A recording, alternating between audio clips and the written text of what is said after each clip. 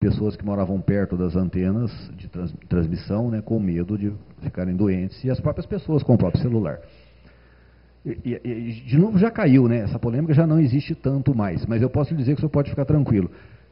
É muito conhecido as influências da onda de rádio na saúde. E em poucas palavras eu lhe digo, ela depende da frequência da onda de rádio, o quão mal vai fazer um ser humano, depende da distância que o sinal emissor está do seu corpo e principalmente depende da potência do sinal que vai ser emitido. Para qualquer, em linhas gerais, seja lá que frequência for, seja lá que distância for, que tem a sua antena, potências altas fazem mais mal, potências baixas fazem menos mal e a partir de um certo valor é imperceptível. A norma brasileira e americana, que eu conheço mais ou menos bem as duas, de outros países não conheço bem, ela criou uma figura chamada equipamento de radiação restrita. O que é isso? Ela fala assim, você fabricante tem um equipamento que transmite onda de rádio, você quer vender, você tem que conseguir uma autorização minha de governo aqui. Para eu te autorizar, eu vou ver se o seu equipamento é de radiação restrita ou não é. Se ele não for, não te autorizo. Você não pode vender. Se você quiser, você vai ter que tirar licença comigo e eu vou autorizar você instalar o seu equipamento dependendo dos casos da sua instalação. Que caso é esse? São as transmissoras de rádio, de televisão. Dependendo do caso, ele fala, examinei seu equipamento permitido, pode vender para a população inteira. O seu equipamento é de radiação restrita. O que é isso? Um exemplo de cara, eu te falo o exemplo primeiro e explico depois. Roteador wireless de computador. Aquilo emite onda de rádio, né? Tanto que conversa com seu laptop à distância. E aquilo é vendido, ninguém dá bola, você vai em qualquer loja e compra, aquilo é permitido vender. Porque o governo, já quando o fabricante chegou para vender aquilo, o governo falou, daqui que eu vou examinar, fez um monte de teste técnico e ele foi homologado, aquele equipamento wireless foi homologado como de radiação restrita, porque ele emite uma potência muito abaixo da que poderia começar a ser prejudicial ao ser humano. O caso do tag passivo de RFID.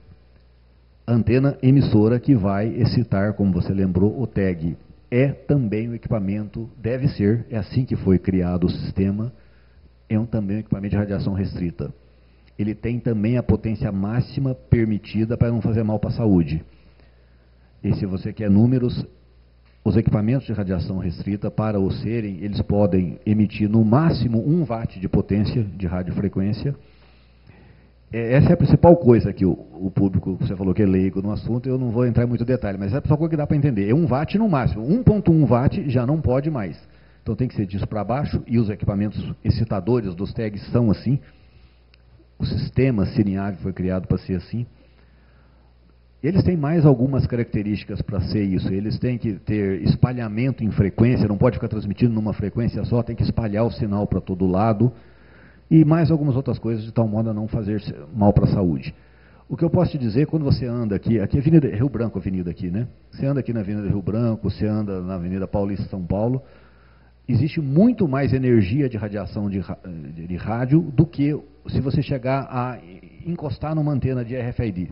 Esse 1 watt que a antena vai estar transmitindo, se chegar pertinho dela, ainda é tão pouco, ele é muito abaixo do que você encontra aqui na rua.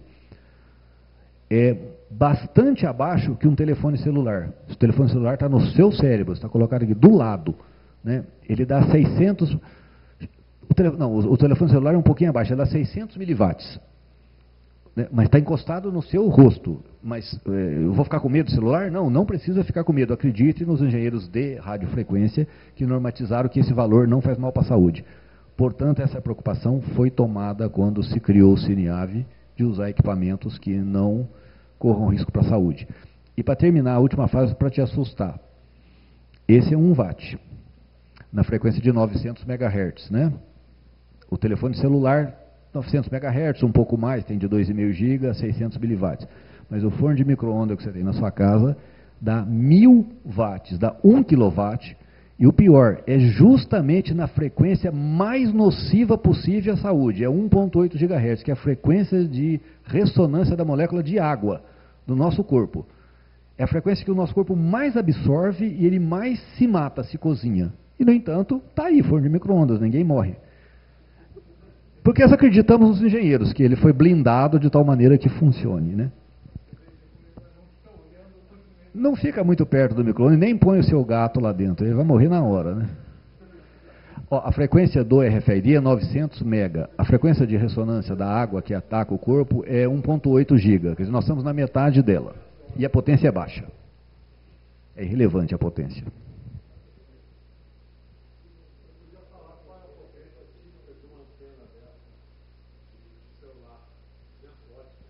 Chega a 200 watts. Tem normas também, depende da altura que você vai colocar. Essa, Maurício, a turma não preocupa muito, que para você instalar uma antena desse celular, você tem que tirar uma licença da instalação, né? E eles vão olhar se não tem prédio perto. Vocês podem observar, se foi cumprido as leis, normas direitinho, vocês não vão achar antena de celular, torre de antena de celular, encostada em prédio de vários andares de altura semelhante, de tal modo que fique próximo das pessoas que moram lá no 10º andar. Não vai encontrar. A legislação não deve permitir isso. As torres de celular, que elas são altas, elas estão longe dos prédios, para que as pessoas que passem perto fiquem longe, fiquem embaixo. Então, não se preocupa muito, né, com essa antena de celular, porque vai tirar a licença da instalação, não só do equipamento, mas é nessa faixa que o Maurício falou aí.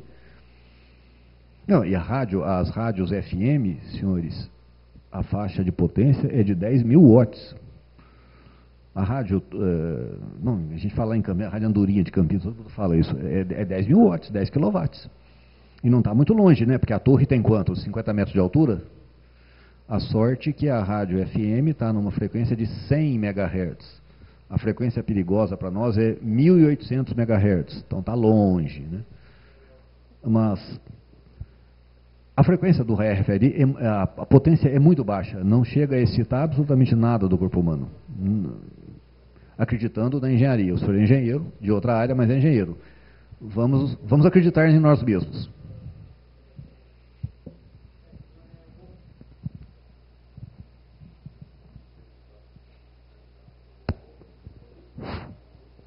Voltando a uma intervenção, meu nome é César Abrantes, sou sócio aqui do clube, sou engenheiro mecânico. E, como eu tinha falado, né, sou ex-kartista e de automobilismo, então me interessei bastante. Agora, nós falamos aqui muito de colocar isso como anexo a um para-brisa, que pode ser trocado o para-brisa. Uma placa pode ser trocada. Então, teoricamente, um veículo que trocar no futuro, a não ser que tenha no selo da placa tivesse um chip como esse, naquele selinho, que não seria nada demais, se fosse destruído, se fosse mexido, alguma coisa assim. Mas, por exemplo, a gente pensa, trocar um para-brisa poderia. De um carro destruído, um carro roubado, podia trocar o para-brisa, trocar a placa, trocar um paralama, trocar algum painel, alguma coisa.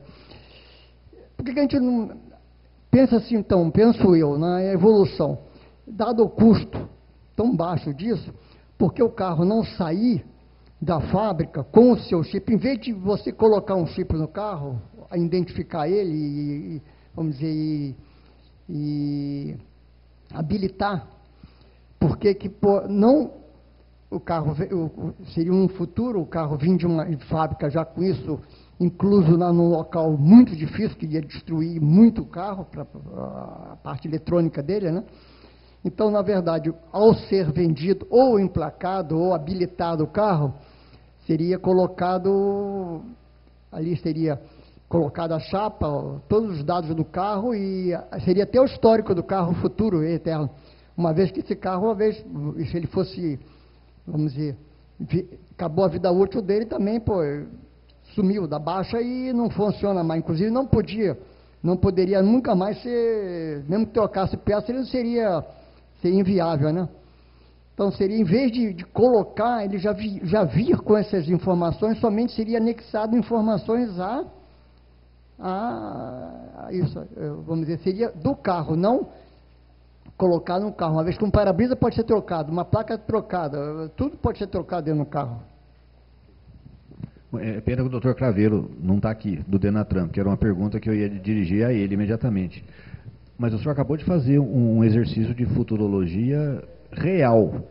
É claro, vai ser isso mesmo. Eu acredito que muito pouco tempo depende muito mais de uma decisão de governo que seja assim do que técnica. Técnica não há problema nenhum a fazer isso que o senhor falou.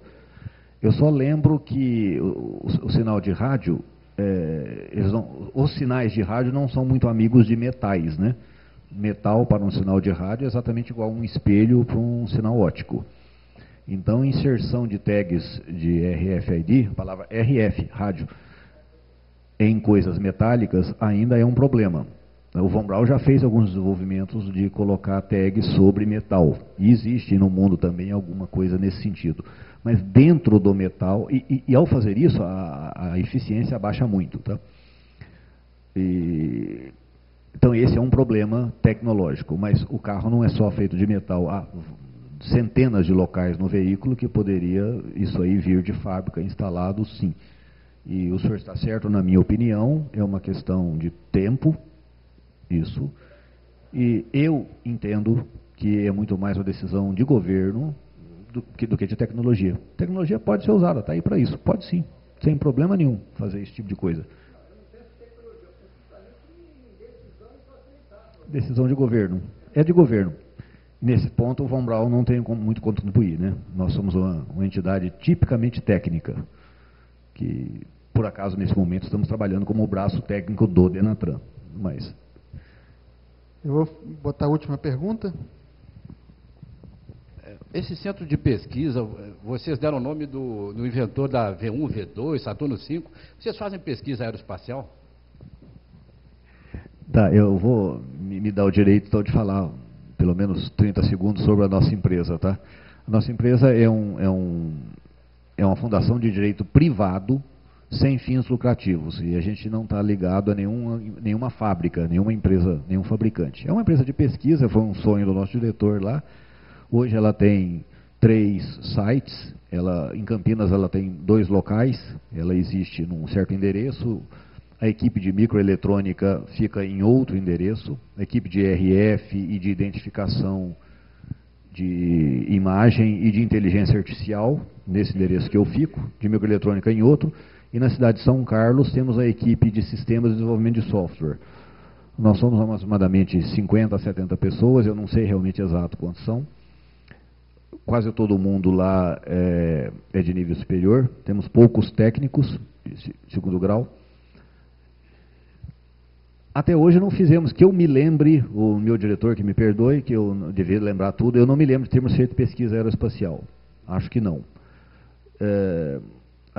A gente evita fazer pesquisa militar, mas vira e mexe, somos contactados por organismos militares para possibilidades de fazer algum desenvolvimento.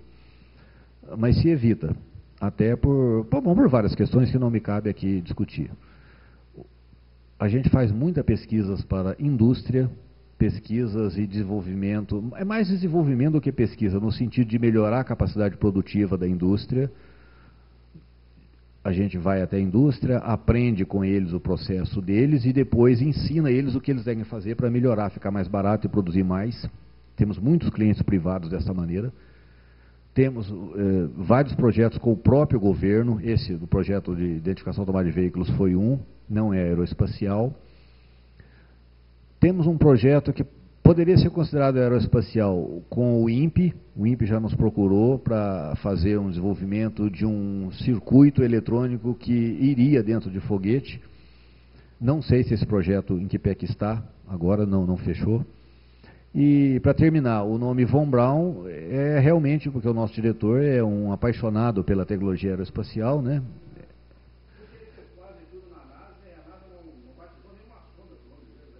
Pois é, eu não sei porquê, mas de fato ele que, o Dr. Von Braun, né, o velho Von Braun, alemão, naturalizado americano e tal, ele realmente é o criador da tecnologia do foguete, né, da máquina, do motor do foguete, né, que leva aquilo.